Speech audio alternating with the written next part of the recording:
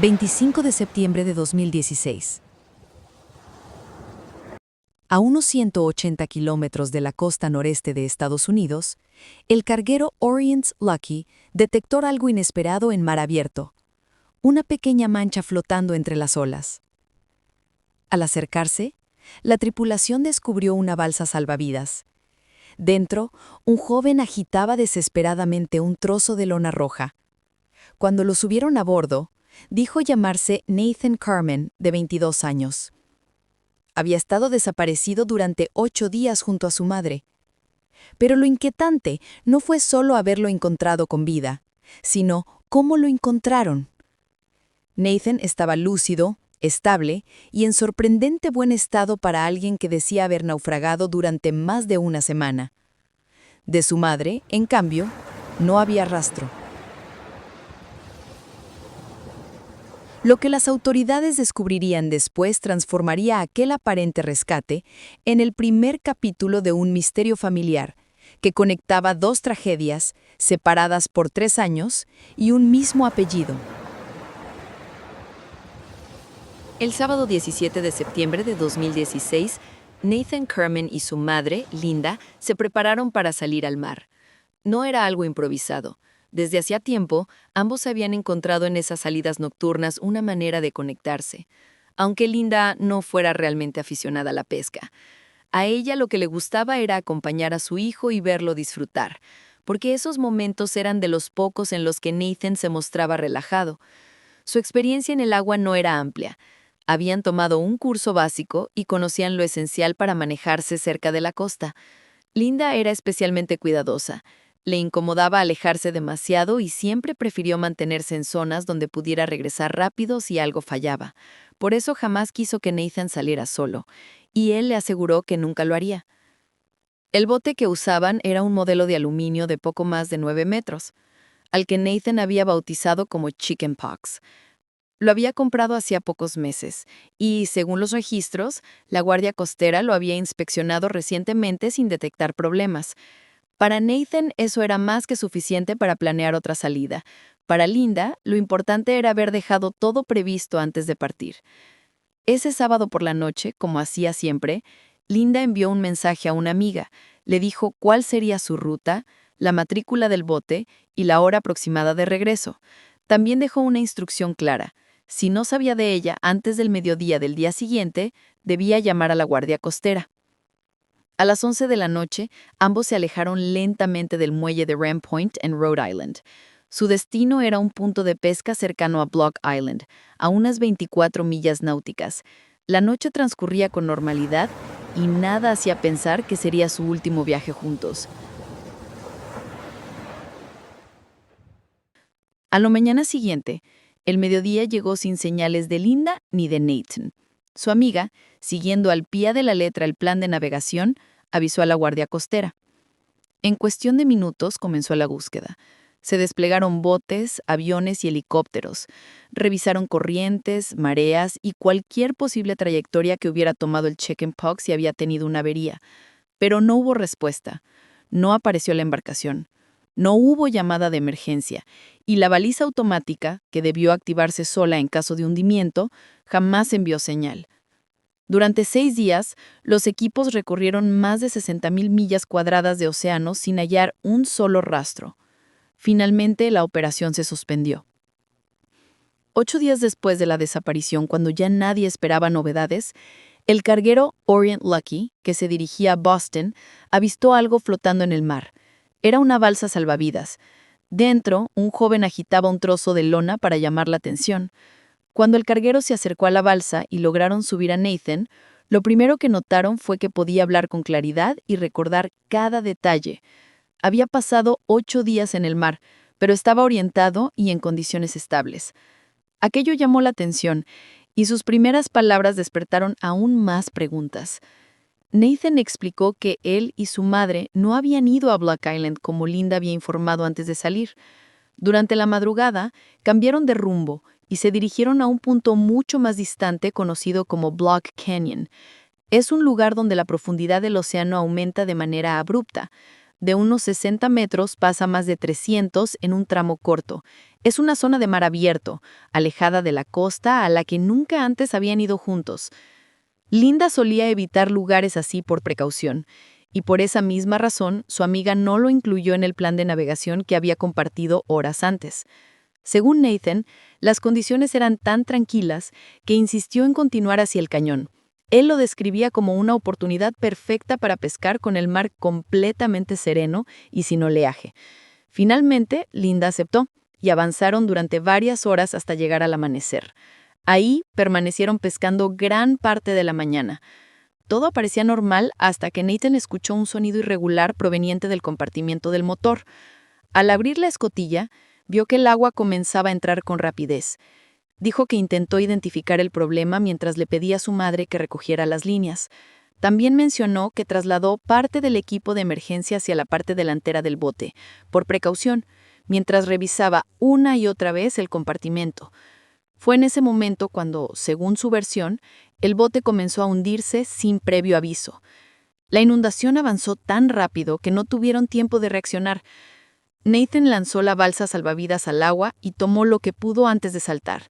Mientras nadaba hacia ella, llamó a su madre una y otra vez, usando el silbato de emergencia para marcar su posición, pero no obtuvo respuesta.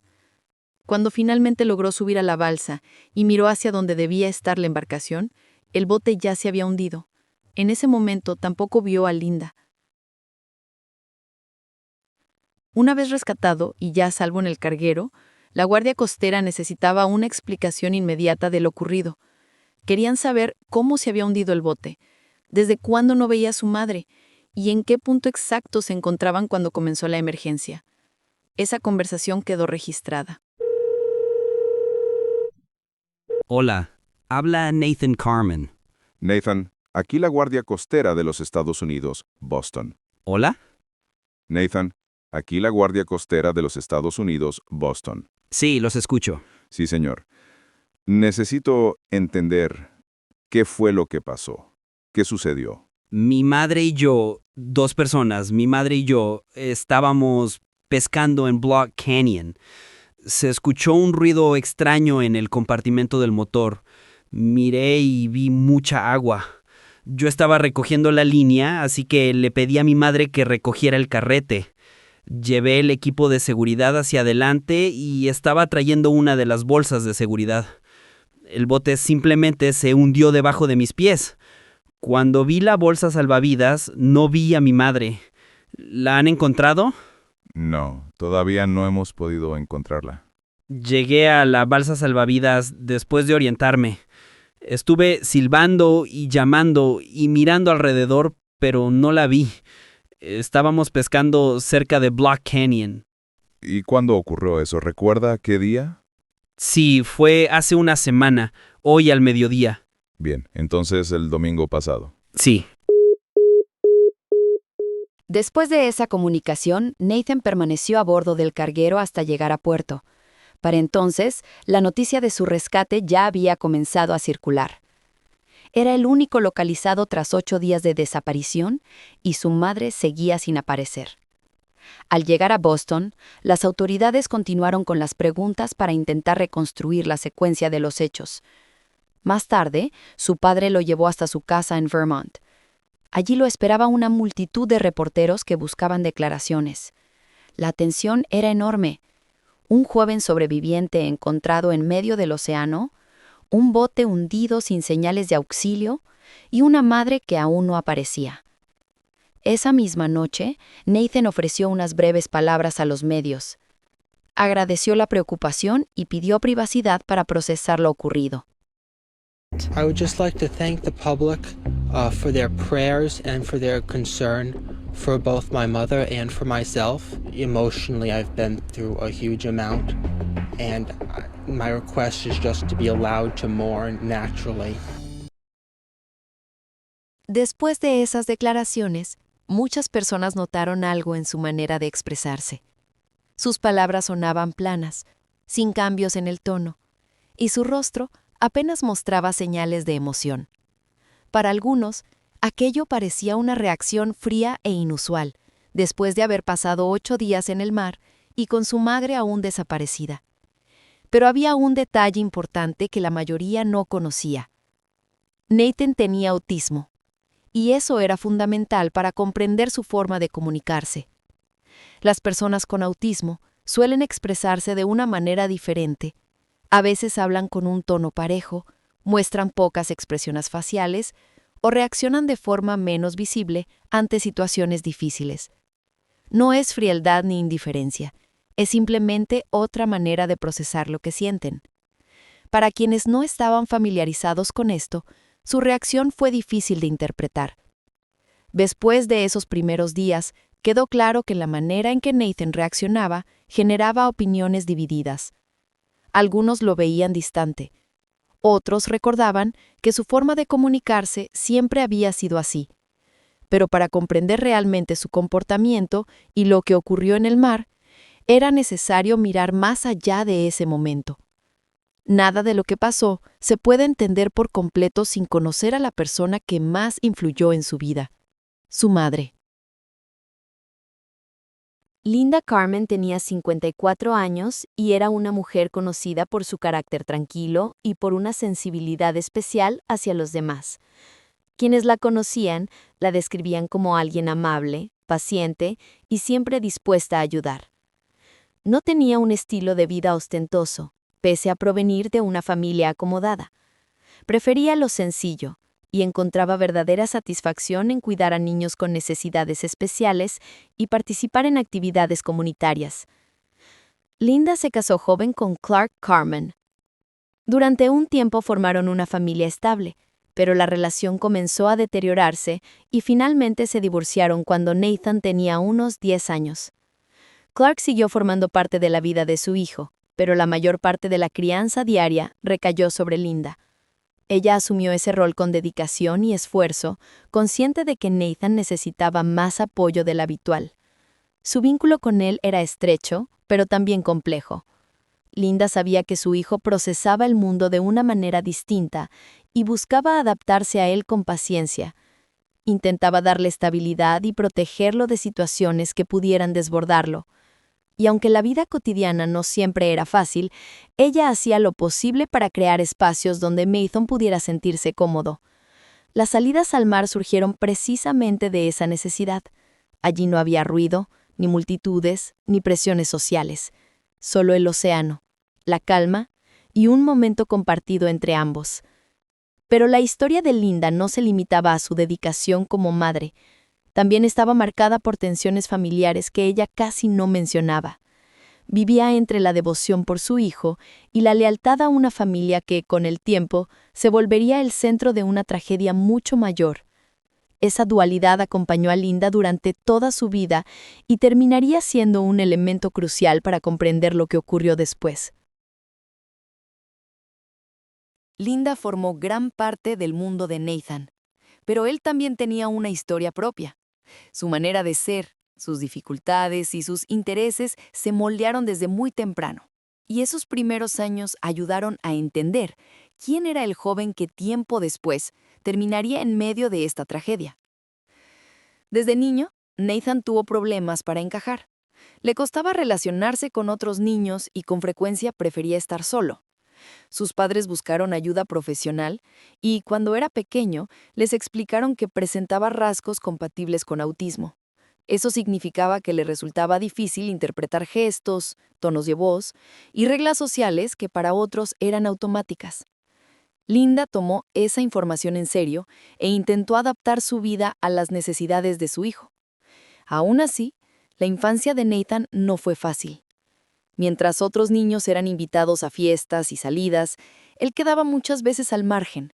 Su tía Charlene contaba que a Linda le afectaba ver que Nathan quedaba fuera de actividades donde otros niños participaban con naturalidad. No recibir invitaciones ni tener compañeros con quienes jugar era algo que la preocupaba mucho. Ella intentaba apoyarlo, pero había situaciones que simplemente escapaban de su control. Con los años llegaron también momentos buenos. Linda y Nathan viajaron juntos en varias ocasiones intentando construir recuerdos lejos de la rutina. Fueron a Grecia, al Caribe y recorrieron Alaska en una autocaravana. En una salida de pesca en Canadá, una canoa volcó y ambos tuvieron que nadar hasta la orilla. Esas experiencias reforzaban el vínculo entre madre e hijo, pero no borraban las dificultades del día a día. Cuando Nathan comenzó a asistir al instituto de Middletown, los problemas para encajar se hicieron más evidentes. Casi no tenía amigos y se convirtió en blanco de burlas. Algunos compañeros imitaban su forma de hablar o de comportarse, y otros lo recordaban moviéndose de un salón a otro con prisa, discutiendo cuando sentía que alguien estaba equivocado. Varias personas mencionaron que cuando se aferraba a una idea, era difícil hacerlo cambiar de opinión. En ocasiones llegaba a tirar objetos del escritorio o volverse brusco cuando se frustraba. También tenía intereses que llamaban la atención. Uno de sus compañeros recordó que Nathan hablaba con mucha insistencia sobre el derecho a poseer armas y defendía ideas extremas. No era una postura matizada, sino una opinión llevada al límite, al menos en la forma en que la describían quienes lo conocieron en esa época. Todo esto fue acumulando tensión en casa. Linda veía cómo su hijo sufría en la escuela, pero al mismo tiempo tenía que lidiar con estallidos de ira, frustración y comportamientos que la desbordaban.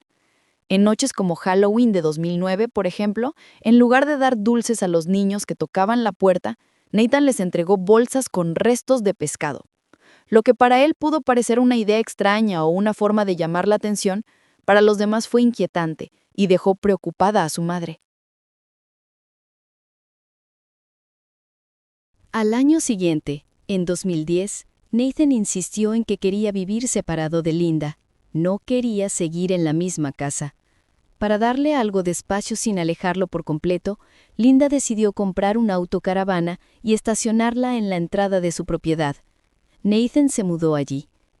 Estaba lo bastante cerca como para que ella pudiera vigilarlo, pero lo suficientemente apartado como para que él sintiera que tenía su propio espacio. Aún así, la relación entre ambos siguió siendo tensa. Las cosas se complicaron todavía más cuando Nathan tenía 17 años. Poco antes de Navidad de 2010, murió su caballo, Cruz. Para muchos adolescentes, un caballo puede ser solo una mascota, pero para Nathan era mucho más que eso. Cruz era su compañía constante, el lugar donde encontraba calma, cuando nada más parecía funcionar. Pasaba largos momentos a su lado en silencio, como si ese animal fuera el único capaz de entenderlo sin exigirle nada.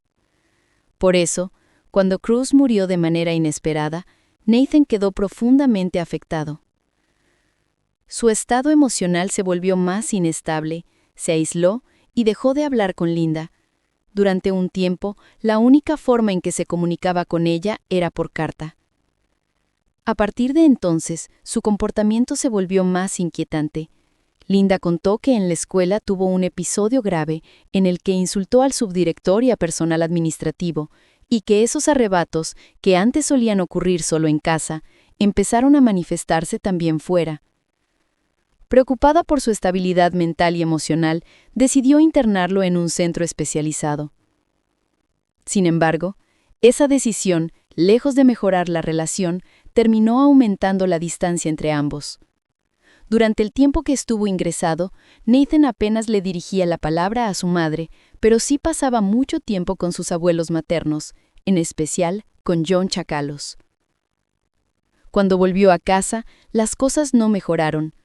Nathan volvió a refugiarse en la autocaravana.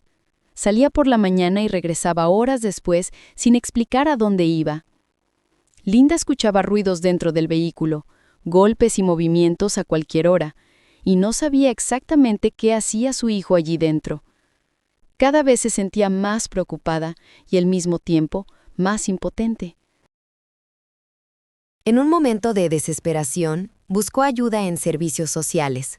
Un policía fue a hablar con Nathan, pero la visita solo empeoró las cosas.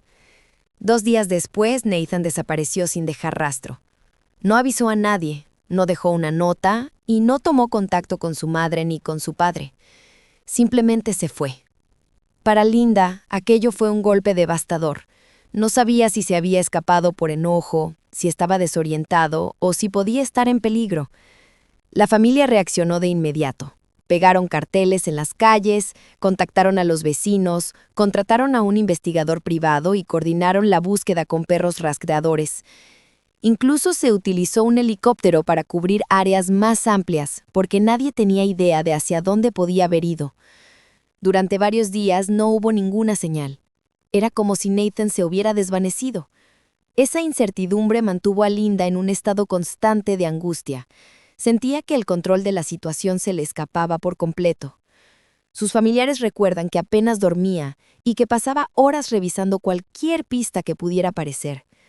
Finalmente, lo encontraron casi una semana después, a cientos de kilómetros de distancia, en otro estado. Las cámaras de seguridad lo habían captado subiendo solo a un autobús, sin equipaje, con más de $4,000 en efectivo y algunos objetos que guardaba como tesoros personales. 2 fotografías de él con su caballo cruz y una bolsa con algunos mechones de su melena. Según dijo más tarde, su intención era llegar a una granja de caballos en Florida porque sentía que ese era el único lugar donde podría sentirse normal. Sus padres condujeron toda la noche para ir a buscarlo. El viaje de regreso fue silencioso. Nathan apenas habló. Cuando volvieron a la casa, se encerró nuevamente en la autocaravana. Con el paso de los días, vecinos y familiares comentaban que a veces se escuchaban golpes fuertes desde dentro, como si estuviera descargando su frustración contra las paredes y los muebles. En 2011, ante la sensación de que ya no tenían alternativas, Linda y Clark aceptaron que Nathan fuera enviado a un programa para jóvenes con problemas de conducta. Lo sacaron de la autocaravana de madrugada y lo trasladaron a un campamento lejos de su entorno habitual. Para muchos, ese tipo de medidas resultan extremas, incluso en adolescentes sin diagnóstico alguno. En el caso de alguien con autismo, la experiencia pudo ser especialmente traumática. Tiempo después, ya de regreso, parecieron abrirse pequeños espacios de mejora. A inicios de 2012, Nathan comenzó a asistir a la Universidad Estatal Central de Connecticut.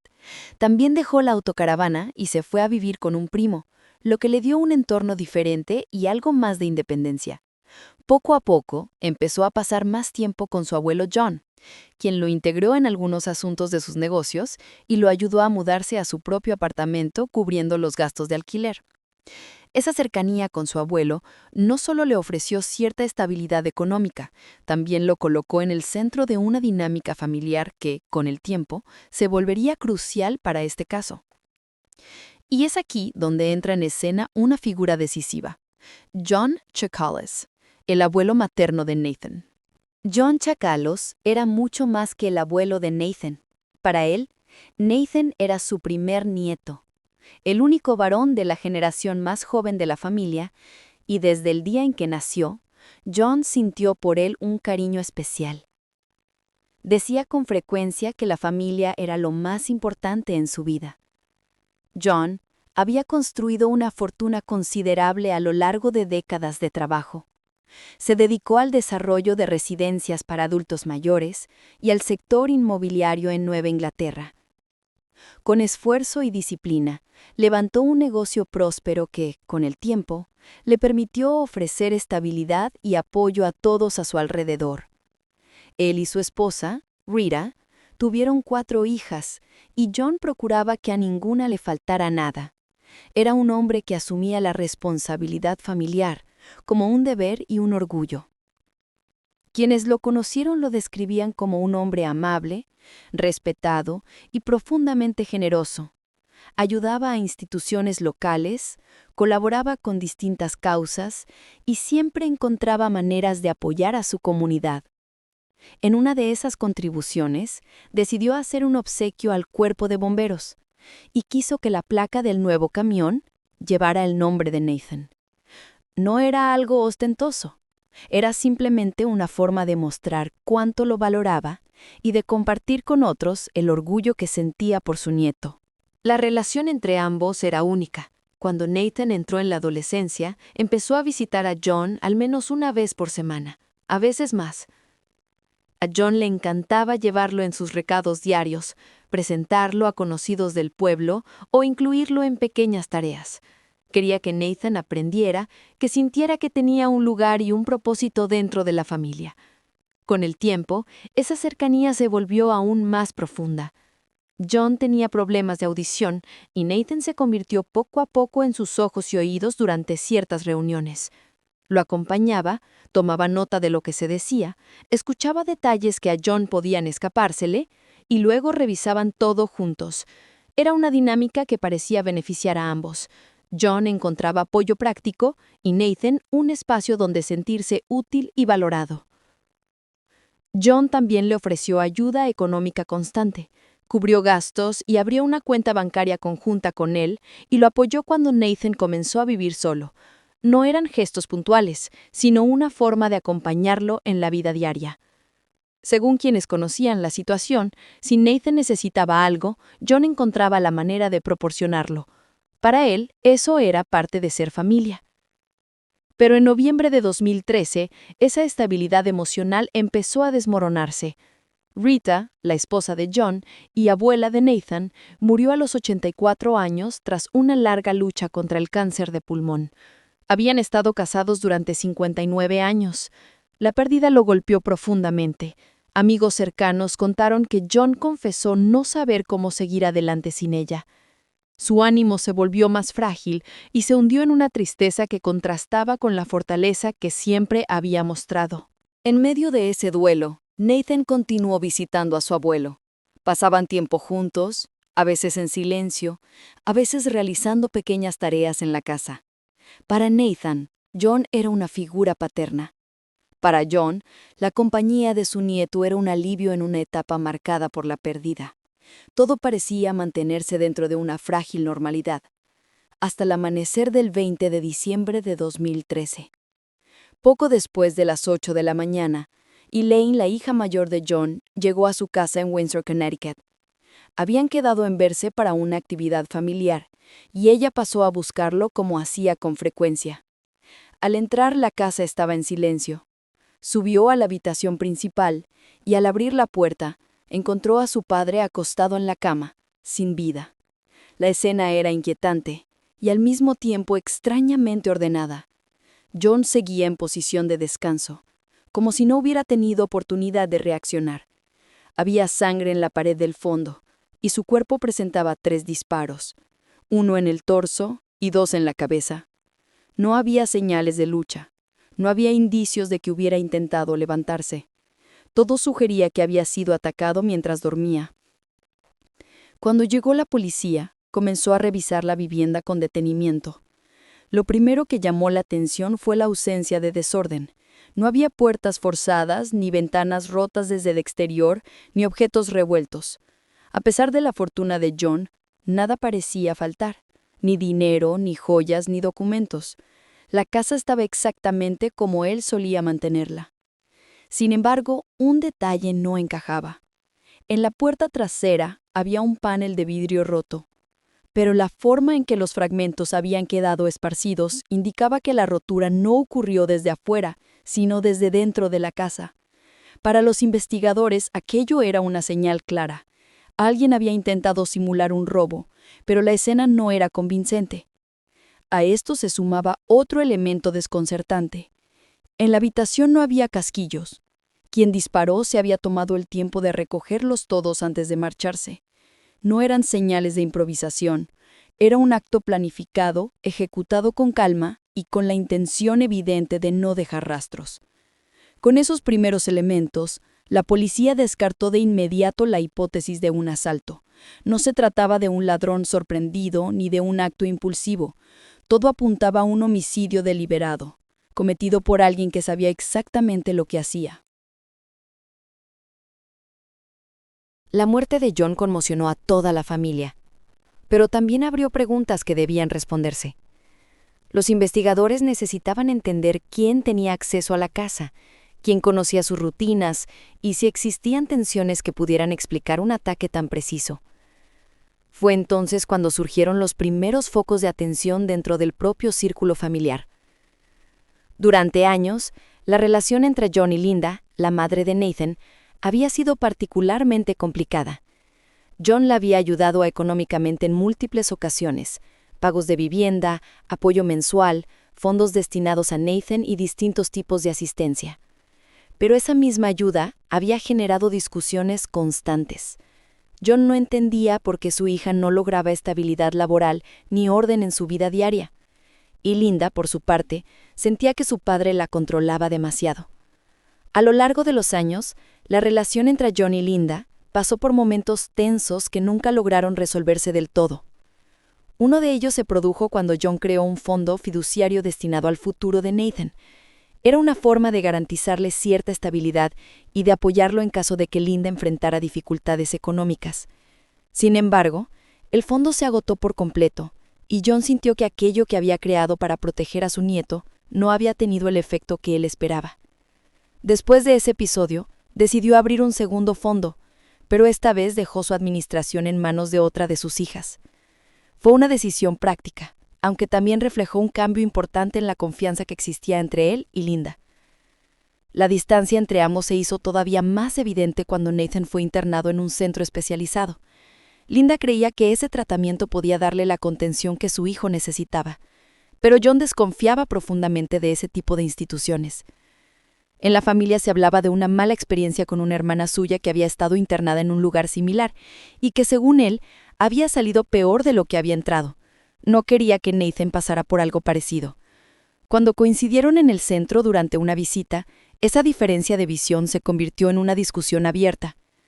John insistía en que Nathan no debía seguir internado y llegó a amenazar con retirar el apoyo económico si Linda no lo sacaba de allí. Ella, agotada y convencida de que su hijo necesitaba quedarse, se negó. La conversación subió de tono, el ambiente se tensó y el personal tuvo que intervenir. Cuando llegó la policía, Linda fue detenida bajo la acusación de agresión a persona mayor.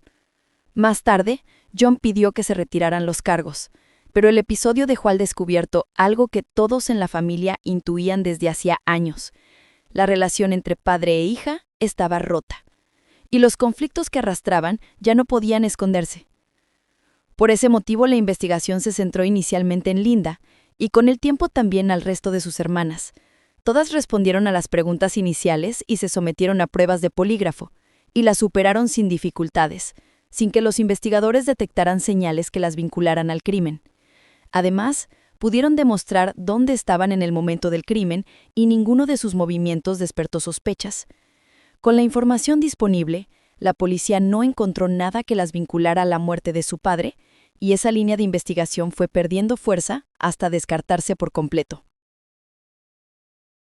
Superada la primera etapa de la investigación, cuando Linda y sus hermanas quedaron descartadas como sospechosas, la mirada de los detectives comenzó a dirigirse hacia otra persona del entorno familiar. La noche anterior al asesinato, John había cenado con su nieto Nathan. Era, hasta donde se sabía, la última persona que lo había visto con vida.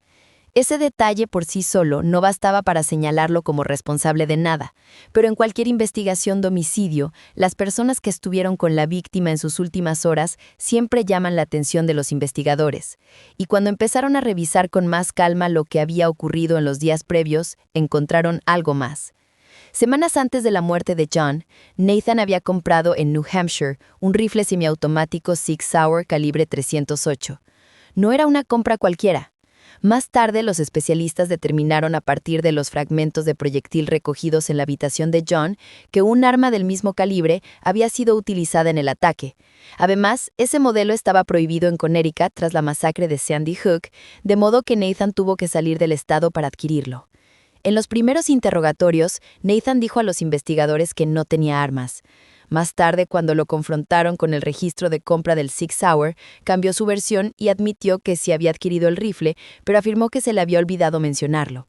Con el tiempo agregó otra explicación. Aseguró que el arma se había perdido durante un viaje para reparar su bote. Sin embargo, nunca presentó una denuncia por esa supuesta pérdida, ni pudo precisar en qué momento o lugar habría desaparecido.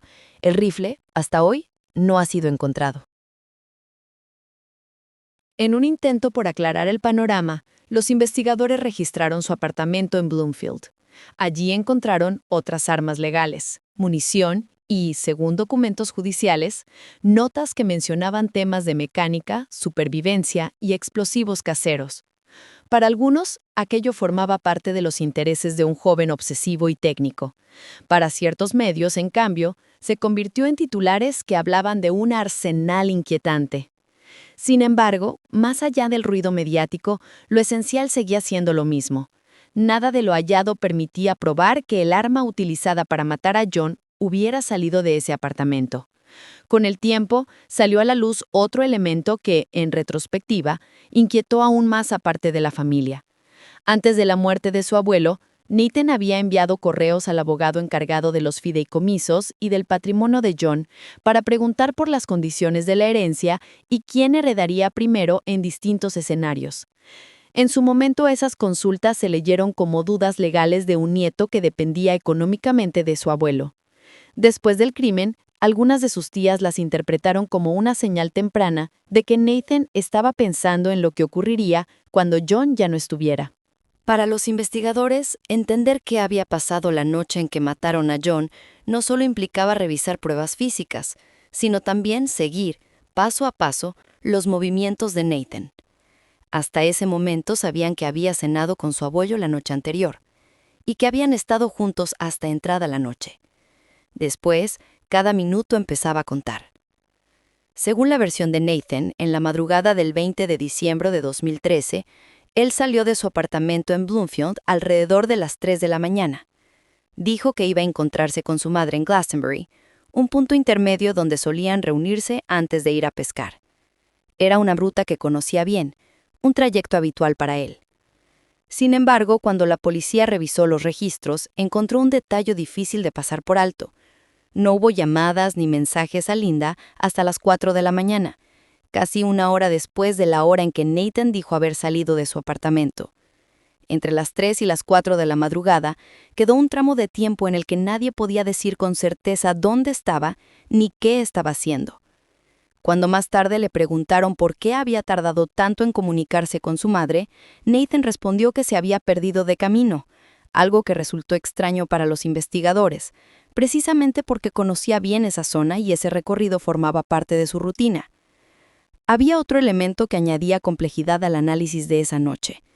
Una vecina de John declaró haber escuchado un ruido fuerte, similar a un disparo, alrededor de las 2 de la madrugada. Si ese horario era exacto, jugaría más bien a favor de Nathan, porque las cámaras de seguridad mostraban que a esa hora él seguía en su edificio de apartamentos.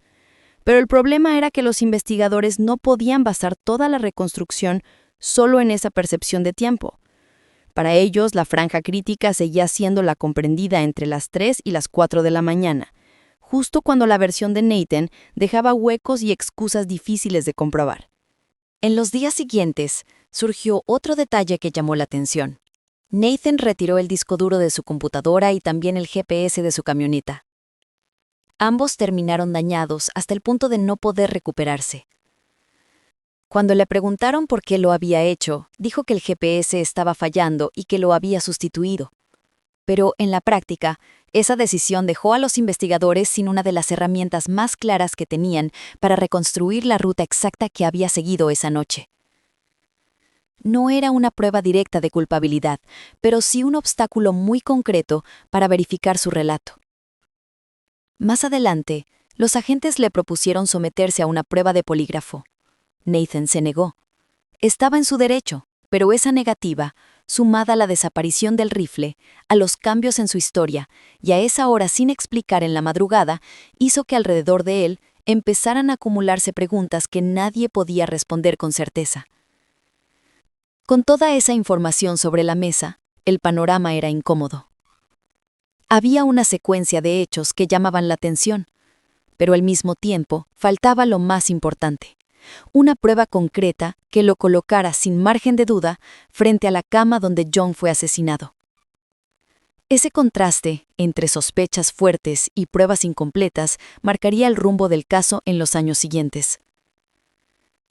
La familia impulsó la difusión de avisos de recompensa para quien aportara información que ayudara a resolver el caso, y la policía exploró otras posibles líneas. Se investigó a una mujer joven con la que John había ido al casino y con la que habló por teléfono la noche anterior a su muerte. Y también a un contador que había desviado una suma importante de dinero de los negocios familiares. Con el tiempo, ambos quedaron descartados. Ella no tenía vínculo alguno con el asesinato y él estaba fuera del estado cuando John fue atacado. El caso de John Chakalos empezó a enfriarse. Oficialmente, nadie fue acusado de su asesinato. Sin embargo, dentro de la familia y en la comunidad que lo conocía, la duda quedó flotando sobre Nathan. Silenciosa, pero constante. Con el tiempo, parte de la fortuna de su abuelo se distribuyó entre los herederos. Nathan recibió alrededor de $500,000 provenientes de 2 cuentas vinculadas al patrimonio de John. Con ese respaldo económico, Nathan dejó Connecticut y se mudó al norte, a Vermont. En 2014 compró una antigua casa de estilo colonial, una vivienda amplia pero deteriorada, por un precio relativamente bajo, en torno a $70,000. Allí Nathan empezó una rutina que mezclaba aislamiento y proyectos personales. Pasaba largas horas trabajando en la casa, levantando pisos, revisando vigas, cambiando puertas, arreglando detalles estructurales. Los vecinos lo veían entrar y salir con herramientas, madera y materiales de construcción. Algunos lo describían como reservado y extraño. Otros apenas sabían nada de él, más allá de que era el chico nuevo que se había instalado en aquella casa antigua. Con el tiempo, la comunidad se fue enterando de quién era realmente ese joven silencioso. Los artículos de prensa sobre el asesinato de John Chakalos circularon por internet y muchos vecinos descubrieron que Nathan era el nieto del millonario asesinado en Windsor, y que su nombre aparecía una y otra vez asociado a ese caso. En un pueblo pequeño, esa clase de información corre rápido.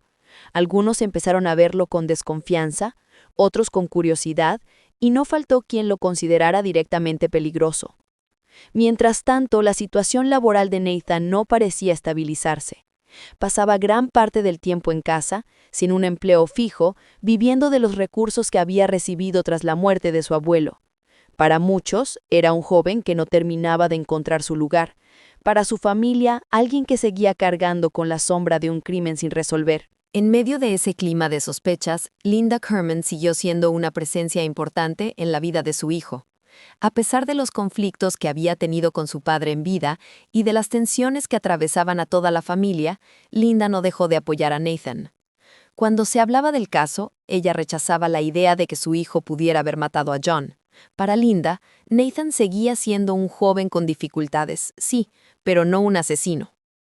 Madre e hijo mantuvieron el contacto. Linda viajaba para verlo, compartían tiempo en Vermont y retomaron algo que se había convertido en una constante entre ellos: las salidas de pesca. Esas excursiones al mar, que años atrás habían servido para encontrar un espacio de calma lejos del ruido y de las presiones sociales, se transformaron en una rutina que ambos buscaban mantener. Salían de vez en cuando, siempre con la idea de que el océano les ofrecía un respiro frente a todo lo que había ocurrido en tierra firme. Para Nathan, esas salidas eran momentos en los que podía conectar con su madre sin la interferencia de terapeutas, maestros, policías o abogados. Para Linda, eran oportunidades para estar cerca de su hijo y asegurarse, al menos por unas horas, de que él estuviera bien. Mientras el caso de John seguía sin resolverse y la familia se dividía entre dudas y acusaciones, ellos dos parecían aferrarse a esa rutina como una forma de mantener algo de normalidad. Con el tiempo, Nathan quiso llevar esas salidas de pesca a otro nivel. En diciembre de 2015 compró un barco de aluminio de 9 metros, un modelo pensado para la pesca en mar abierto.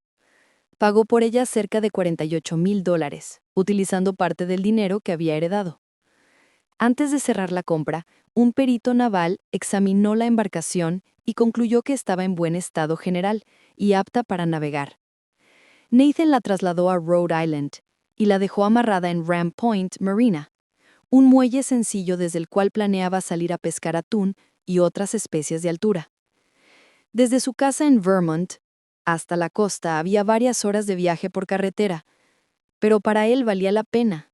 El barco representaba libertad, autonomía y la posibilidad de diseñar sus propias salidas sin depender de terceros. Como había hecho en la casa de Vermont, Nathan decidió encargarse él mismo de varias reparaciones y ajustes en el barco. Cambió equipos, revisó conexiones y empezó a modificar algunos elementos de la estructura. No era un profesional de la mecánica naval, pero confiaba en su criterio técnico y en su capacidad para mejorar lo que consideraba imperfecto. Esos cambios pasarían entonces casi desapercibidos, pero con el tiempo se volverían un punto central de discusión. Las dudas técnicas sobre el hundimiento del Chickenpox dejaron de ser solo un asunto de peritos navales y se trasladaron a otro terreno igual de delicado, el del dinero. Tiempo antes del viaje final con Linda, Nathan había contratado una póliza de seguro para su embarcación. El valor asegurado rondaba los $85,000, una suma considerable para alguien que no tenía un empleo estable y que, según los registros, dependía en gran medida del dinero que su abuelo le había dejado. Después del hundimiento, presentó una reclamación a la compañía aseguradora para que le pagaran el valor del barco. Desde el inicio, los aseguradores miraron el caso con recelo. En su investigación interna, no solo revisaron la ruta del viaje, sino también las reparaciones y modificaciones que Nathan había hecho al Chickenpox en los meses anteriores. El cambio de la bomba de achique, la retirada de piezas del casco y los trabajos en la zona cercana a la línea de flotación.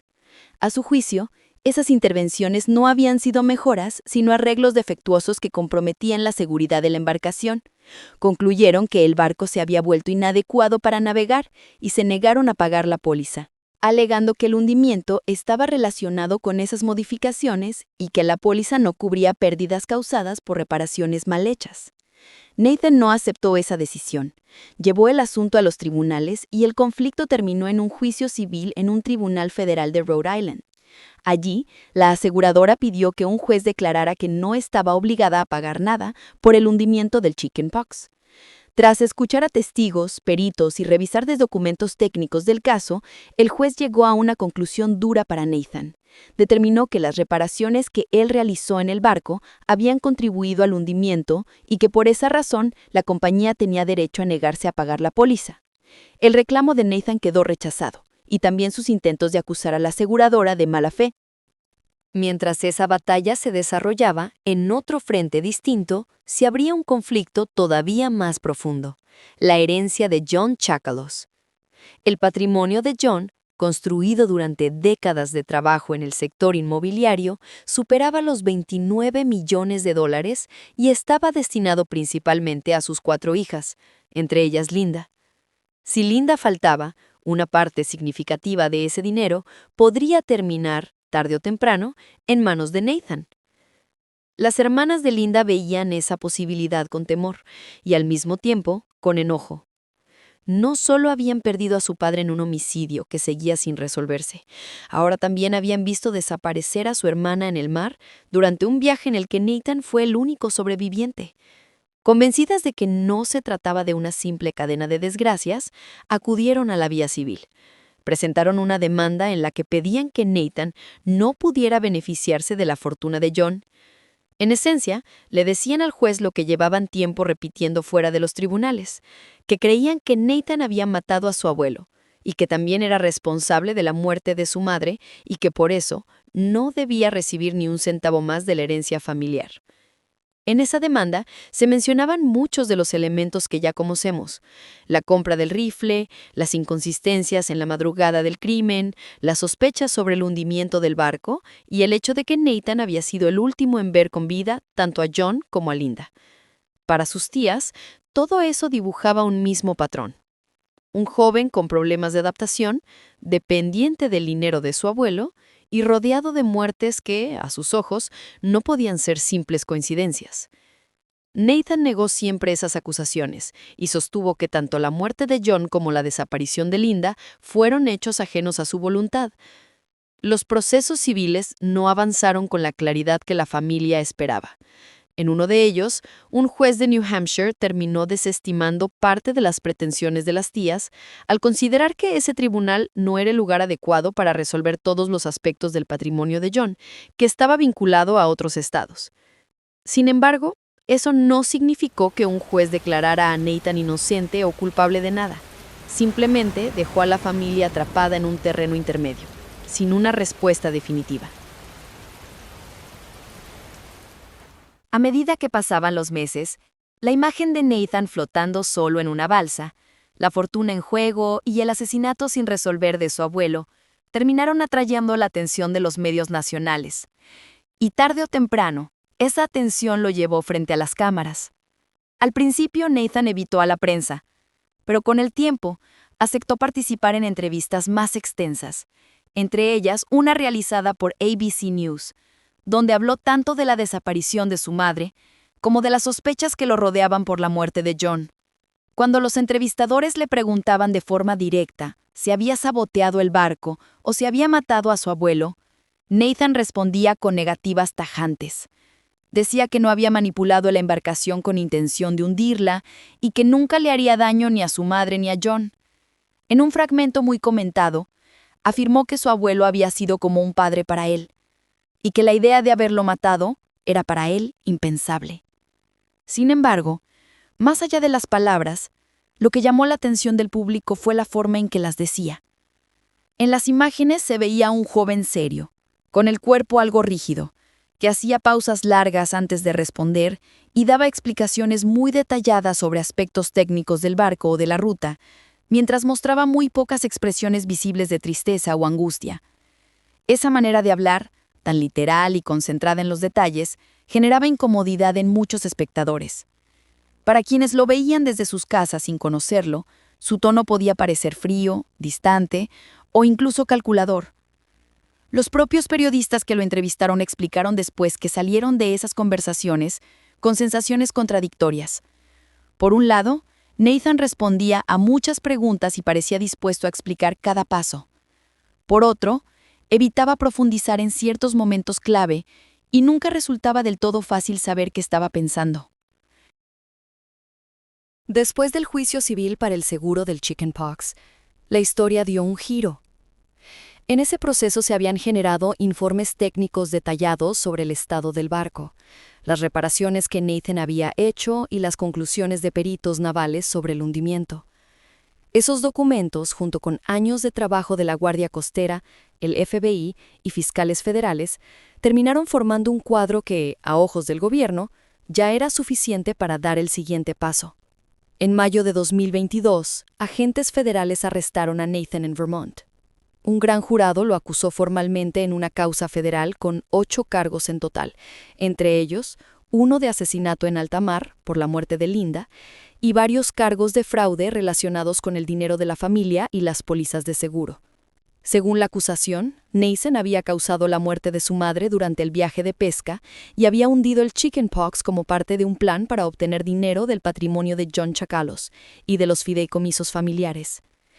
En el relato del gobierno, la desaparición de Linda no fue un accidente, sino el paso final de una estrategia económica que llevaba años gestándose. Nathan se declaró inocente de todos los cargos. Tras su arresto, Nathan quedó bajo custodia en una cárcel del condado de Cheshire, en New Hampshire, a la espera de juicio. No era un caso menor. Si un jurado lo encontraba culpable del cargo de asesinato en alta mar, se enfrentaba a una pena de prisión perpetua obligatoria. A eso se sumaban las posibles condenas por fraude, que podían traducirse en décadas adicionales en prisión. La fecha del juicio se fijó para octubre de 2023. Dentro de la familia, las expectativas eran intensas y contradictorias. Algunos esperaban, por fin, escuchar todas las pruebas y obtener una respuesta clara, fuera cual fuera. Otros temían revivir en un tribunal años de dolor, dudas y enfrentamientos. Los abogados de Nathan, por su parte, anunciaban que estaban listos para cuestionar a los peritos, discutir las conclusiones de la Guardia Costera y defender la idea de que lo que había ocurrido en el mar había sido un accidente, no un crimen. Todo apuntaba a que después de casi una década de sospechas, el caso por fin iba a ser expuesto en detalle ante un jurado. Sin embargo, eso nunca llegó a ocurrir. El 15 de junio de 2023, 4 meses antes del juicio, Nathan se suicidó en su celda de la cárcel del condado de Cheshire, en New Hampshire. Tenía 29 años. Con el tiempo, las autoridades dieron por concluida la investigación de la desaparición de Linda. Fue declarada muerta y no hay ya ninguna causa penal en curso por lo que ocurrió aquella noche en el mar. El expediente de John, en cambio, sigue figurando como un homicidio sin resolver. En los registros oficiales su caso continúa abierto, a la espera de una respuesta que hasta hoy no ha llegado. Es en esencia un caso sostenido sobre muchas pruebas circunstanciales y sobre vacíos que nadie ha logrado llenar. Algunas respuestas quedaron en los expedientes, otras se perdieron con el barco en el fondo del mar y con las horas que nunca podrán reconstruirse por completo. Entre lo que se puede demostrar y lo que solo se puede imaginar, esta historia no termina de cerrarse. Gracias por acompañarme hasta el final de este caso. Si te pareció interesante, no olvides dejar tu opinión o sugerencia en los comentarios. Y si quieres seguir escuchando más historias como esta, te invito a suscribirte y activar las notificaciones para no perderte ningún caso. Cuídense mucho y nos vemos en una próxima oportunidad.